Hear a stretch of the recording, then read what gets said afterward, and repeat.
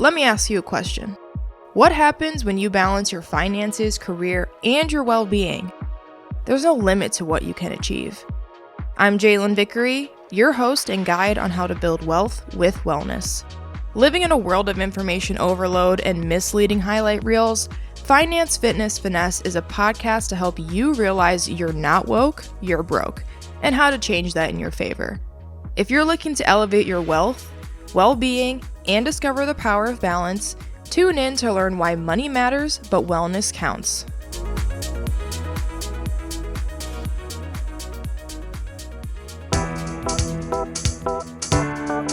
Essentially, at its core, money, our relationship with money, is a series of negotiating internal conflicts with ourselves. Hey finessers! Welcome to another episode of Finance, Fitness, and Finesse, where we build your dimensional wealth with wellness. I'm your host, JaeVic, and thank you for joining me for this Savvy Scholar, where industry experts share their insights on building wealth, managing stress, and living a balanced life. Before we get started, help your lifelong learner community grow, and please leave a rate and review for the show on the homepage.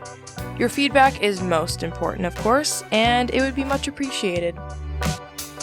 Today's guest is a true innovator in the financial world, blending both traditional financial planning with the transformative power of therapy.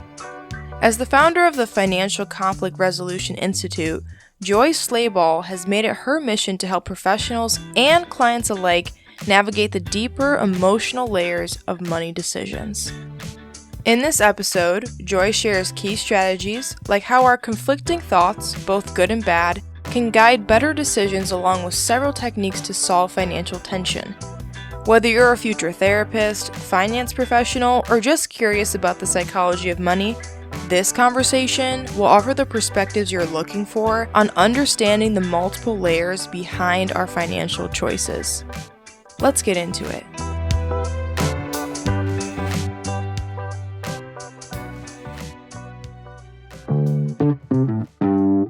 What is your first money memory, or your first money memory where your relationship with money changed? So my first money memory is when I was 5. I was given $1 for my birthday, and my dad told me I had to save 50 cents, tithe 10 cents, and I could spend 40 cents. That was his philosophy all growing up, and I became a lifelong saver as a result. I resonate with that so much because my dad actually did give 10, save 10, spend 80, from whatever our little paycheck was for doing chores. But really it was, a dime. And then as we got older, it would get more and more. But I certainly have a more saver, frugal mindset as well, accompanied by being, college poor. But we're working on that. Thank you for sharing that with me. That's a really fun memory. I would love for you to give us a bit of your background, like what led you into the industry you're in. A lot of my audience is the emerging workforce, college age, everybody like moving into, okay, what am I going to do for the rest of my life, which I know is never a straight line. So I'm wondering if you could kind of give your version of that background. So I worked full-time through college because I needed to do that to pay for college. And the job I had was working for a financial advisor, and I was admin. I answered the phone, I did paperwork, that kind of stuff. And I saw financial planning up close and personal. And in the process, I realized this is a great career for me. I didn't really know it was a thing before, but I saw there's a lot of jerky analytics, which I love. There's a lot of creative problem solving, and there's a lot of relationship building with people. All three things I really enjoy. And so I realized this is a perfect career for me. That's what led me into financial planning. And so I was a financial planner for quite some time and ended up building an independent practice. Eventually, I moved to a large multinational asset management firm where I did a lot of things. Financial planning, I created products and services, I worked with multi-billion-dollar clients, and I really loved it. It was incredibly intellectually stimulating work. And yet, I wanted to help people on a deeper level. Wake up every day and I felt like I was largely helping rich people get richer. I wanted to work with folks on a deeper, more meaningful way. So I decided, after a lot of soul searching, I decided to make a career change. Went back to school, studied counseling, became a therapist. And some people think like, wow, that's like a 180 turn. It's not actually that dramatic because there are a lot of relational skills that financial planners have to have in order to succeed, which are really foundational in the counseling and therapy world. So that was definitely helped me in making the transition. And in becoming a counselor, I decided to help people with their attitudes around money, that I would work with them on a deeper level. And this is really meaningful for me. I get to work with people who are first generation wealth earners who feel deeply guilty about the wealth that they've amassed. I get to work with people who feel very conflicted in that they are savers, yet they go on these compulsive spending binges and they hate that they do that and they can't stop. And I really love working with people on this deeper level. And so I work as a financial therapist for individuals, and financial advisors refer clients to me, clients who are maybe really challenging to work with, the ones who call them every time the market hiccups and they need a lot of reassurance, and they send them to me and I work with them, and they then are easier to work with for financial advisors. And I also have a program where I train advisors with these advanced relationship skills so that they can create these same transformational experiences for their clients as well. That is amazing. That is just such an extraordinary journey. And I mean, let me just applaud you and thank you as a professional in any field, but you were working for a long time in your industry and then you saw something else, that another element that could be added. I worked in the banking industry for a year as a customer service representative. And when I would hear people call in how stressed they were about money, that's when I realized, like, wait, bankers, financial planners, financial advisors, like people like you are dealing with more than just moving assets around. There's a human connection and a therapeutic interaction that happens unintentionally. And so I just love the fact that you're a part of the Lifelong Learner Club, right? Because you weren't afraid to go back to school or to explore new experiences and then find ways to relate them. And this is why, we have savvy scholars like yourself on this show, because it's important for people to see that you do have the ability to add more into your craft if you really just like trust the skills you have to observe a problem and then go out and act on it. It sounds like, Joy, too, that based on some of your clientele, that you've had to work with some like generational trauma and guilt around money. Just people coming in and they feel really guilty about how much money they have or something that happened. They probably learn those values from family. You work with the family system, right? Mainly couples? I work with couples and individuals. Okay. And to your point you're raising, yes, we do take on these cultural values from our families of origin, from our cultures, our microcultures, as well as the broader culture as well. There's just so many messages we're bombarded with about money. And some people take on some of these messages that sometimes they're helpful for them, sometimes they're harmful for them, sometimes they're a mix of both. It can be really distressing for folks to be grappling with conflicting messages that they feel torn between them. And that's really my sweet spot, is working with people on the conflict, this internal conflict that they feel. And when it's couples and there's external conflict, it always comes back to internal conflict as well. They're both feeling internal conflict, and you're seeing that happen between the two of them. So financial conflict is thorny, but really important. And that's what I really love doing, is helping people with this conflict and helping them unravel it and bring some calm and ease and peace to the way they interact with the world and their wealth. Yes, absolutely. Because money touches everything. Wealth touches everything. It sticks with you, even if your financial situation changes, but you don't work to unravel whatever the underlying issue is, which sounds like is very much involved in the work that you do.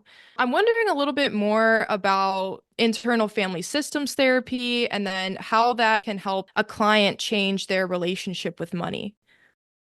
Internal family systems is the modality I primarily use. I use some others as well, but that's my favorite, to be honest. And internal family systems is a model that's been described as a constraint release model. So that it operates from the belief that ultimately we all have what we need to thrive in this world, make decisions, live a calm, peaceful, connected, creative life. And life happens, and we take on these burdens that inhibit our ability to access this core strength and energy that we all have. The way the model works is we are centering the client, honoring them as the expert on their own system, and partnering with them to help them identify what are the constraints that exist for them and partner with them in releasing those constraints. What's really beautiful about this approach is that unlike some models where it takes a lot of discipline and diligence to reconstruct beliefs and retrain your thinking. With this constraint release model, once you let go of these constraints, behavior changes just happen. There's no pushing, forcing, pulling of behavior changes. They just really naturally, easily happen. And that is really beautiful to see. And it's gorgeous to witness. It's a lot of fun too, because you get to watch people go from tied up internally in all kinds of ways to, oh, wow, I feel so much relief. And it's just an honor to get to witness and participate in this. It sounds like such rewarding work and that you continue to learn along the way too. Absolutely. That's the beautiful thing because we are honoring the client as expert on their system. I get to learn from them. I get to come alongside and witness their experience and learn in the process, and I do. This is so validating for a young therapist to hear because I have a few clients and part of my technique that I use with them is I say, this is a partnership. I'm not, above you as your therapist. I'm here to reflect back what you're saying and give you an unbiased, different perspective, help you see things that you already know about yourself, but maybe are just a little bit afraid to unleash, or you don't really want to like tap into that part of you. And that's why getting help from people who are skilled in this, have experience is very important. So I hope to make that same kind of impact on people one day. That's super cool. Yeah, I mean, you're on a really great path to do that, honestly. I personally believe that one of the most important things we can do as therapists is, well, there's two things. One, do our own work. That's the most important thing. And then secondly, I think it's really important to center the client and see them as the expert. It takes humility to do that. And I personally believe that when we do that, that protects us from making a lot of mistakes with clients. Yeah, humility is huge. I was actually just about to ask you what kind of skills are really important for advisors, financial therapists, anyone kind of helping in this emotional health space in relation to money. What are the most fundamental skills that are needed for someone to really break money down with somebody? So I'll say that it's really traits. Curiosity and compassion, I think, are the most powerful things that you could bring.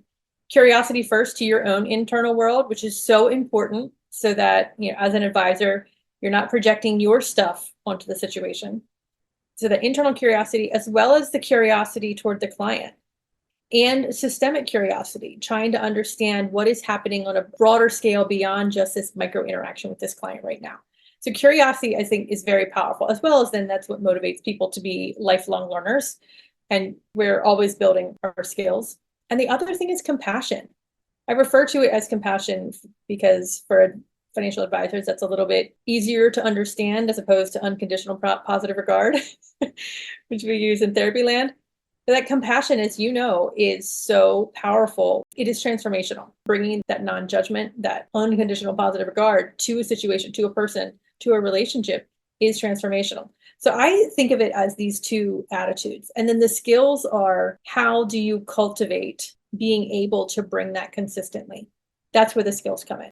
That's where I think the IFS model is very helpful, that it gives you a framework and a set of skills that you can use to be able to consistently bring this to your clients. Yes, absolutely. I really appreciate you sharing that. There's the nature versus nurture of like our natural characteristic, what we inherit, but then it's also our environment, our experiences, our ability to face confrontation, constructive criticism, take that in a healthy way. It all pours back into who we are and then also how we interact with other people. I feel like we in our day-to-day interactions, we can't just say something and disagree with somebody and not get mad about it. We can't just have a conversation without getting offended. And that can happen a lot, I'm sure, with couples when they're interacting with money, especially when it gets serious. Is like, no, I completely disagree with this. And then it just turns into a big argument. Are those characteristics something that you also work on with clients? So this is where the model, multiplicity of the mind, is very helpful. And for those who are not familiar with it, who are listening, multiplicity of the mind is the idea that we all contain multitudes. We read this in lots of literature. And this idea that it's very normal and healthy that we will all feel many different ways about something at once. And that is okay. And that is normal. Does not mean there's something wrong with us. Think about it like that, you might think, well, do I want to go out tonight? Well, part of me does want to go out. Part of me wants to stay on the couch. That is an example of multiplicity of the mind, that you feel two different ways at the same time. That's nothing wrong. That's normal. People feel like that all the time about everything, including their money. And so the skill here for advisors to learn and to help their clients is to help them start to tease apart all the different ways that they feel and be able to reflect that and speak to that. And so then when couples are fighting, you're helping them with like, hey, let's pause a second. What's going on with you? Okay, so part of you feels afraid, part of you feels angry, part of you feels whatever, right? Helping them tease that apart. And that then being able to break it into the different ways that they're feeling often brings a lot of clarity, that then they can realize, you know what, actually part of this has nothing to do with my partner. Some of this is just what I'm feeling about some other stuff. And it really helps to diffuse a lot of the fight, if you will. So I give that in the context of couples, but it's also with advisors, like advisors doing that work as well. I mean, it can be hard to watch. You're not trained as a counselor to sit and watch couples fighting in front of you about money is very triggering for some people, right? Like, who likes to watch fights? Unless you're paying for them on pay-per-view or something. But so part of this is doing work for the advisor as well to understand what is happening with them, that they inside themselves, that they can take care of themselves in the moment. And then it's how they communicate with the client as well, that they are able to communicate in ways that help the client to recognize, oh, not all of me is afraid in this situation. Part of me is afraid. Part of me is hopeful. Part of me is curious, for example, that they can tease that apart. That brings a lot more clarity to the situation, and also positions advisors to create really great client experiences, honestly, because they're not just picking up on the one part of the client that is telling them what they want to hear. They're able to honor the entirety of the client's experience and welcome that. And that feels really, really good to receive. Whoa. Multiplicity of the mind. Is that how you say it? Yeah. Wow. I feel like I've heard of that before, like in a psych class, way back freshman year or something, but maybe it could have been a different term. Thank you so much for saying that, because although I work on it in myself and with my clients, it's nice to have a name to it, because once you can put a name to a problem, then you're like, I understand this.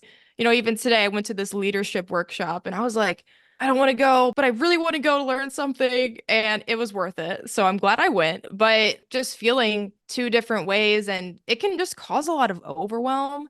And I even see this in my clients where they're just like, why do I think this way? Why do I have to think this way? And I'm like, you're not going to feel just one static way all the time. Our brains are just too complicated. And it's not about fixing yourself. You don't have to fix your brain. It's just about understanding multiplicity of the mind, right? That's how you say it? Yes, and I'm vigorously nodding over here. Viewers can't see this, but vigorously nodding to what you're saying, and because it also allows for so much more acceptance. So with the example you use, that part of you did not want to go to this event, and part of you did want to go to the event. And typically, as humans, we tend to, well, let me just squash the part that I don't like, right? Like, I need to go to the event, so I'm just going to try to shut up the part that doesn't want to go to the event. Well, that doesn't feel great to that part of you. Multiplicity of the mind allows you to accept, okay, there is a part of me that doesn't want to go to the event. I can accept that. Yeah, I can see why you don't want to go to the event. We're tired, tons of things that are scheduled, really want to nap, maybe, for example, right? And there's also this part that does want to go to the event, that does want to learn, maybe network, whatever that might be. We can accept all of this. We don't have to make one good and one bad. We can accept that they all exist, they're all here. And that alone can then feel really good to parts that, like, okay, even though you're still going to the event, the part that wants to stay home at least felt heard and acknowledged that it had a valid point, even though you're not actually acting on it. Yes, absolutely. This is so helpful. Everyone listening that feels this way, you got to have that internal conversation. I call it internal conflict because it's there. It's there quite frequently. We make so many decisions throughout the day. We could have the choice to really just stay home all day, but then we go out for some reason. And that reason can also reflect values. So you can learn a lot about yourself if you just pay attention to those internal confrontations. And also, I completely agree with you that it's acceptance and then it's commitment. Because I've been working on that quite a bit of instead of going, 100% every day, getting everything I want done and then burning out later, I'm right now working on what's a solid 70, 80% day. And I get to the end of the day and I'm like, okay, I got 80% of the things I wanted done. I am consciously choosing between my thoughts that are saying, Jay, you're not productive enough, Jay, you're not productive enough, to the thought that's saying, I did the best I could with the time I had today. I'm accepting that and I'm committing to what I'm doing now, which is just resting rather than sitting and working even more. I know that's something I struggle with as a very ambitious person. I'm sure other people have. I know you're a hustler, Joy. I'm sure you maybe have struggled with it too. So it's definitely hard. Yeah, and I mean, I love the example that you're using. I feel like it's very relatable. Something that I will try to do is have that internal conversation. I agree with you about internal conflicts, by the way. That's 100% what it is. And that internal conflict of like the part of me that says, you're not working hard enough, you need to do more, to acknowledge it. Like, hey, I hear you that thinks I'm not working hard enough and need to do more. I hear you. Help me understand why you feel that way, right? The to-do list is endless. Like, okay, I get it. Yeah, I see how you feel that way. And then I can also acknowledge the part of me that's really tired and needs a rest. Then it can even negotiate between these parts, that it's not like squashing one to let the other one run free, but negotiate. And then that's where there can be peace. So, kind of to what you're saying, if I can get 70% done and a nap, that feels like a win for everyone because I'll have more energy for tomorrow, that I can do more tasks tomorrow. It allows for negotiation and collaboration. We move away from this idea of our parts all pulling us in different directions to where they all become a team. They're team joy. They're all working together to help joy. And then that's where things just are a lot easier. See, that's why I love the fact that you use the word negotiation because money touches everything. And I know a lot of people that are like, would probably think negotiation only has to do with some sort of transaction that relates to the money currency. But the act of trading and currency, even like with yourself, of having that negotiation is okay, am I going to trade my time for this experience that could feed into whatever element of my life? So, negotiation, it touches everything. It can be applied to anything. I'm wondering what your thoughts are on how are we supposed to be able to have that negotiation with ourselves? You absolutely can do this on your own. It can be really helpful to have, especially as you're getting started, it can be really helpful to have someone reflect it back for you. A really practical tactic is just to journal. So have a journal, write a bullet for each thought that you have. And you start to notice, like, oh, some of these thoughts kind of cluster together. That's a part of me. And these other thoughts kind of cluster together. And that's a part of me. And you can hear both of them or all of them. Sometimes it's many at one time that are speaking. You can hear them a bit more clearly as you're writing them down. That alone can feel really relieving. That's just like, okay, they're feeling heard. And then acknowledge, like, okay, I get why you feel this way. You can even write that down. So it can be really simple like that. It also can be helpful to have someone support you in it, just because sometimes it does feel a little weird at first for people to be talking to themselves, but it gets easier. I do want to address what you were saying about conflicts and money and decisions. As I think about money and wealth, it really is a series of decisions. What job you do you negotiate for your salary? How you set up your tax withholding? Like all of these things are a series of decisions that lead to whether or not we have money, honestly. Yes, I recognize there are systemic things that also impact whether or not we have money. But within what is within our control, it's a series of decisions that lead to wealth or lack thereof. And decisions often come with internal conflict. So essentially, at its core, money, our relationship with money, is a series of negotiating internal conflicts with ourselves. And some people find that easier to do than others. Some people have systemic support that makes it easier to navigate those conflicts than others. But essentially, it is a series of conflicts that impact decision making, that impact wealth.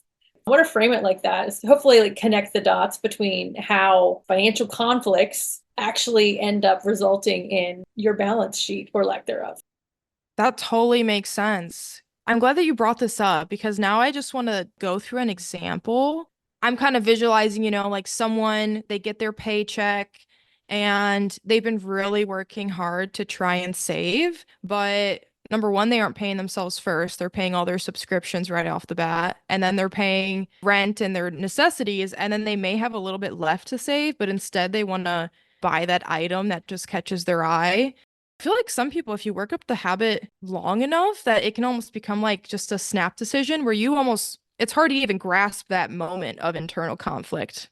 It's like you've trained yourself to just like go for the immediate reward rather than the delayed gratification. I mean, it seems like someone would have to start to really identify what their goals are or what the problem is and wanting to commit to a solution.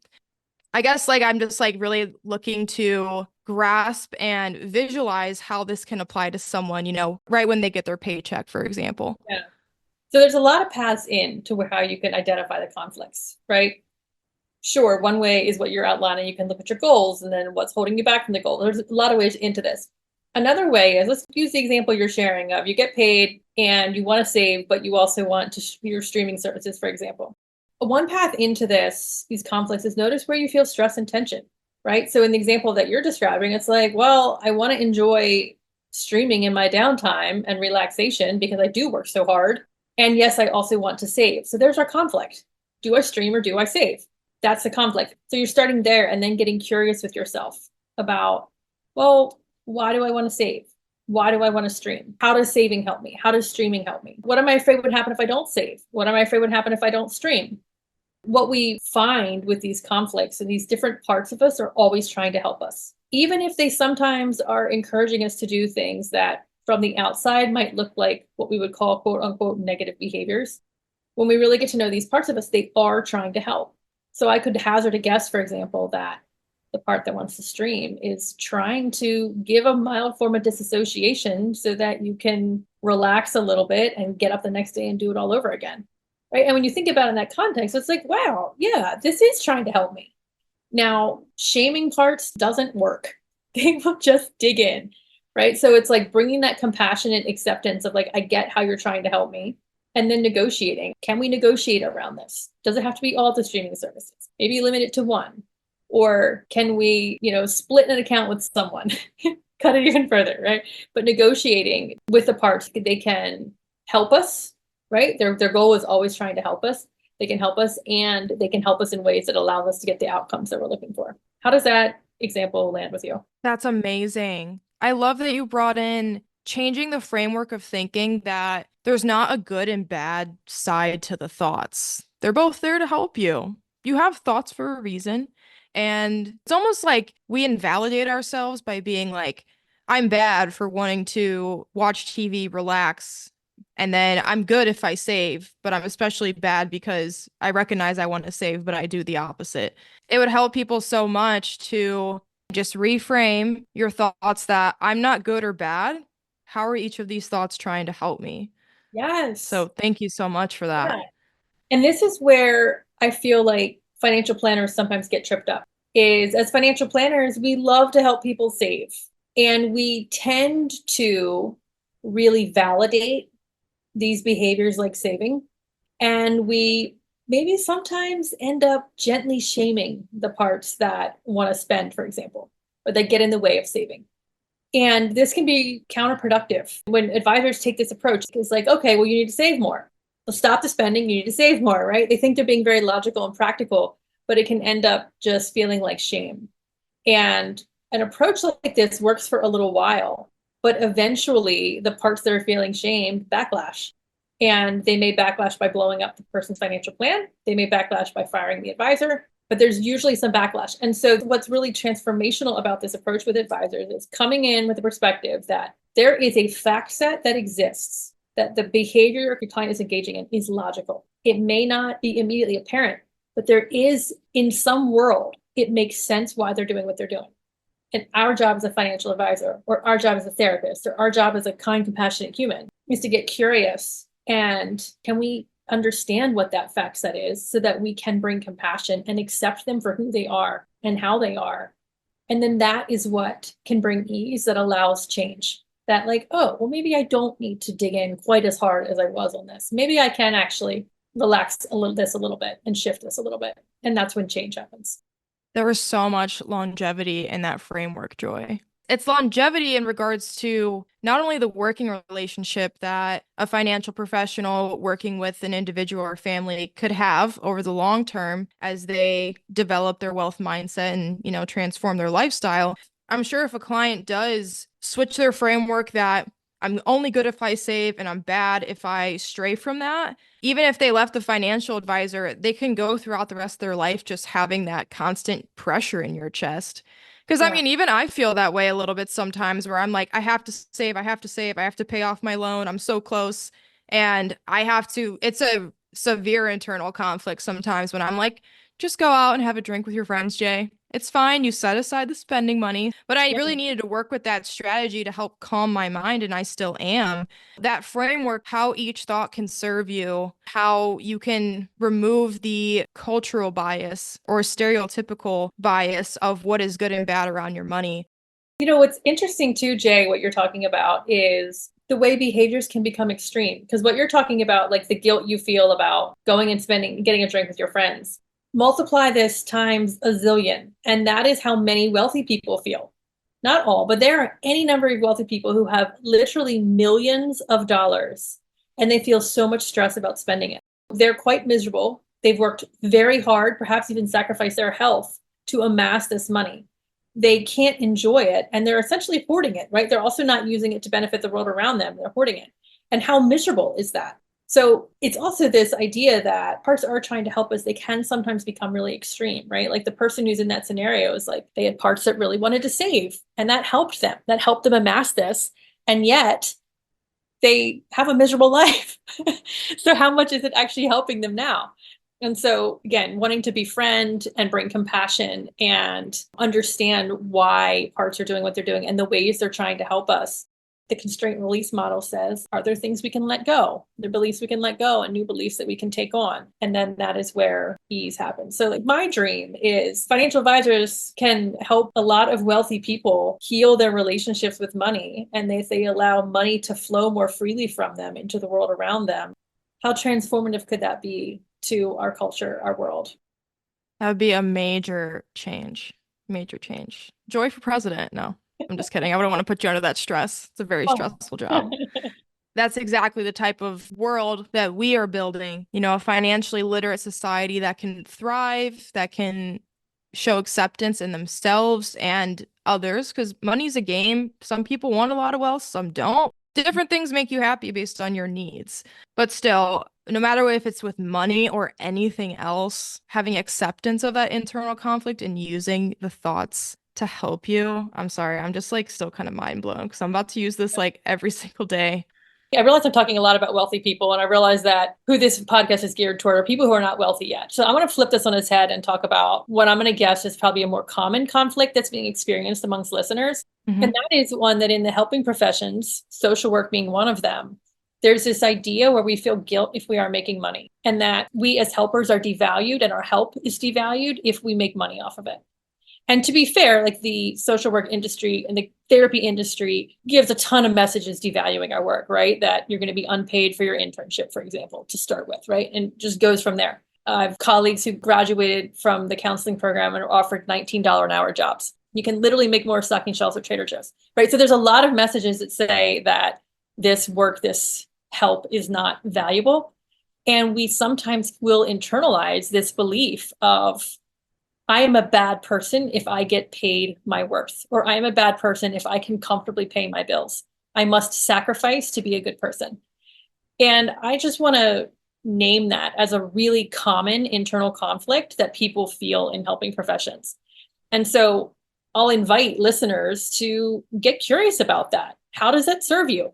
Right? What are the ways of that belief that serves you? Like, how is that belief trying to help you? And what are the ways maybe that it doesn't, right? And are there parts of you that disagree with that? And what are all the different feelings that you have around this? And would invite you to get curious around it.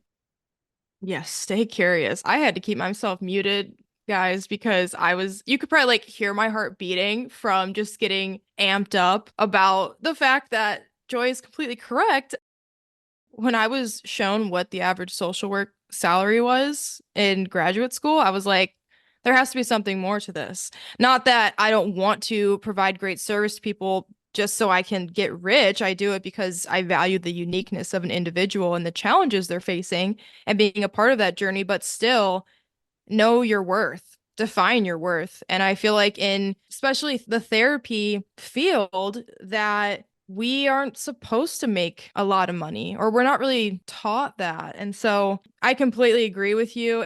It's hard for a lot of college students that have to do, unpaid internships and still like pay full tuition and fees, even if they're not doing the internship on their campus. I do just want to extend compassion to you and other folks who are in this place of, frankly, being exploited. That's not right. And I just want to encourage you to allow yourself to believe that you are worth being paid fairly and you deserve a living wage. And I know there are so many messages telling you otherwise, that you need to be grateful for the crumbs you're given. There's just a ton of messages around that in the helping profession. And so I just want to extend a lot of compassion that I realize how hard it is, so much to balance financially and so much to balance internally of these messages of trying to hold on to these core beliefs and values that you deserve to be able to pay your bills, and you deserve to be able to eat healthy food, and you deserve to be able to take care of your health and well-being, when all these messengers are telling you everything but that. For sure. Yeah, we got to take care of ourselves before we can truly take care of others. One thing I say is you can't truly love someone else until you love yourself and prioritize yourself, because from there is where you can expand. So thank you so much for that, Joy. Man, I feel like we got to like close the episode on that. That was so powerful. I definitely want to make sure that people are staying connected with your content. Love following Joy's LinkedIn page. So where can people find you? How can they stay connected to your mission? Things like that. Sure. So depending on what media outlets you use, I am on LinkedIn, Instagram, and YouTube. Financial Conflict Resolution Institute is the handle for most, but Joy Slabaugh on LinkedIn. And I do put out a lot of content about these internal conflicts and how you resolve them with yourself, how you resolve them with clients. So I welcome you to follow along there. Thank you for joining us on this episode of Finance, Fitness, and Finesse. A big thank you to Joy Slabaugh for sharing her journey and expertise with us. Remember, dimensional wealth is key to building a better future. And with community leaders like Joy, we're one step closer to a financially empowered society. If you enjoyed this episode, help me learn with you and be sure to subscribe, rate, and leave a review. And don't forget to check out the show notes. Stay tuned for more episodes where we continue to build your dimensional wealth with wellness. I'm JaeVic, and please don't act woke and be broke. Until then, stay savvy, and if you don't know, now you know. Disclaimer, this podcast is for informational purposes only and does not constitute financial or mental health advice. Always seek professional guidance tailored to your personal needs.